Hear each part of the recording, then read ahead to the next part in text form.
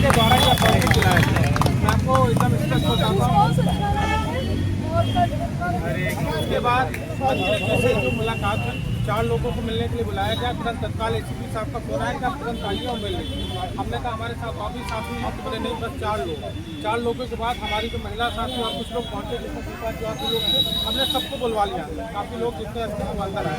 मंत्री जी से बहुत सौहार्दपूर्ण बात हुई। उन्होंने कहा बेटा मेरी नीयत बहुत साफ़ है, मैं बहुत साफ़ नीयत की औरत हूँ और मैं खुद छात्र नेता रही हूँ और खुद प्रिंसिपल रही हूँ स्कूल की, और आज मैं मंत्री हूँ। मैं आप लोगों की दुविधा को समझती हूँ। एज ए टीचर मैं प्रिंसिपल प्रमुख हूँ, तो आप लोगों को दुविधा को थोड़ा बताया किस तरीके से अभी तक पुरानी नियमावली से परीक्षा होती थी और अचानक से बदलाव किया गया।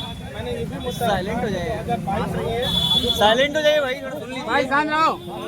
2022 में जो पुरानी नियमावली से परीक्षा हुई थी, अचानक उसमें परिवर्तन कर दिया गया और परीक्षा को बार-बार पोस्टपोन किया गया और अचानक से नियमावली बदल दी गई। तो उन्होंने उनको इस बात की जानकारी नहीं थी। उन्होंने कहा अच्छा, तो उन्होंने कहा कि 5 लोगों का आपका एक प्रतिनिधि जिसमें मेरा नाम लिखा गया है और 1-2 लोगों का नाम लिखा गया है और उनको लेके आपको सचिवालय में आना है और अधिकारियों से बात करनी है। तो हमारी एक सदस्य ने कहा, एक सर ने कहा गया संदीप पाल जी ने कि हम बहुत सारे अधिकारियों से मिल चुके हैं, लेकिन अधिकारी कहते हैं प्लीज साइलेंट हो जाइए।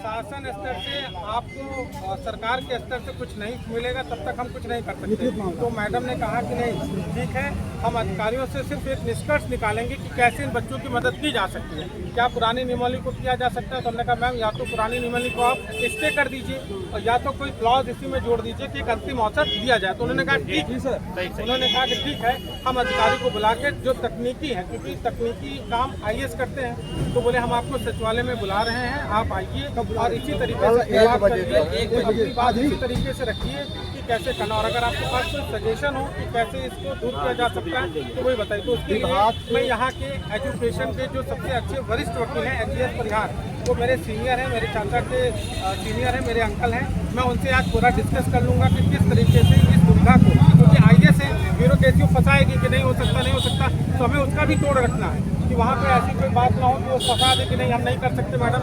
तो हम उनको ये भी बता देंगे, क्योंकि वो कहेंगे NCT का गाइडलाइन है, तो हम बता देंगे कि राज्य जो है शिक्षा सूची जो है वो राज्य का विषय होता है, कंटेंट का विषय होता है। उसमें केंद्र सरकार भी कानून बना सकती है, राज्य अपने कानून बना सकते हैं, तो उसमें ऐसे कोई दिक्कत नहीं आएगी NCT के नॉर्म्स की। और जब 2014 से लेकर 2022 की परीक्षा NCT के नॉर्म्स के बिना हो सकती है, तो आगे की भी परीक्षा हो सकती है। तो आप लोगों को मैं एक चीज़ आश्वस्त करना चाहता हूँ कि मैं अभिषेक सिंह यहाँ अधिवक्ता हाईकोर्ट लखनऊ अपॉइंटमेंट के लिए मैंने पूरे प्रयास किए। दीपा मैम जानती हैं कि जो ACP साहब हैं, जिस दिन आप लोगों ने 28 जुलाई का किया था, मैं तब से उनका फॉलोअप कर रहा था, रोज मिल रहा था सबसे।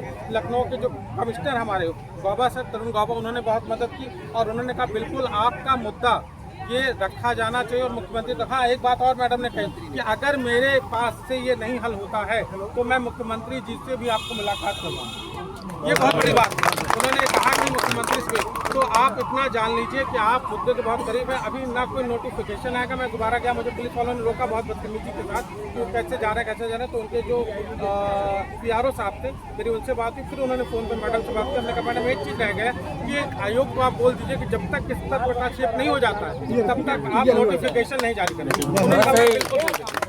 मैं बिल्कुल आप विश्वास करिए कि जब तक आपकी चीज़ें पूरी तरीके से नहीं हो जाएगी, जैसे हम लोगों ने UPSC में एक आंदोलन किया था CSAT के लिए, और हम लोगों ने कह दिया था कि जब तक CSAT का हस्तक्षेप नहीं हो जाता, नोटिफिकेशन नहीं जारी हुआ, एग्जाम नहीं होगा तो नहीं हुआ था। तो आप जान लीजिए कि आप बिल्कुल टेंशन न लीजिए। कोई भी दुनिया छोटा मोटा बनाए कि नियमावली लागू हो रही होगी, अगर नोटिफिकेशन आ भी जाता है तो भी आप विचलित मत होइएगा, क्योंकि अब आपके पास सीधे कैबिनेट मंत्री गुलाबो देवी के समक्ष अच्छे से, और मैंने एक वादा किया था, आप लोग मेरा YouTube चैनल देखिएगा, मैंने कहा था ज्ञापन देने वाला काम नहीं करूंगा, मैं बंद टेबल टू टेबल कॉन्फ्रेंस करूंगा। जैसे गोलमेज सम्मेलन होता था ना, वैसे बात हुई है। पानी पी के, चाय तो नहीं मिली, मैंने चाय की बात कही थी, लेकिन पानी पिलाया उन्होंने मैडम ने, तो पानी पी के आराम से उनका सरकारी विभाग का पानी पिया है और आराम से हम लोगों को बड़े फोटो सेशन हुई। और उन्होंने हमने रिक्वेस्ट की कि काफ़ी लोग हैं फोटो के लिए बाहर, तो बेचारी बाहर आएंगे, चलो फोटो सेशन भी आपका हो जाए।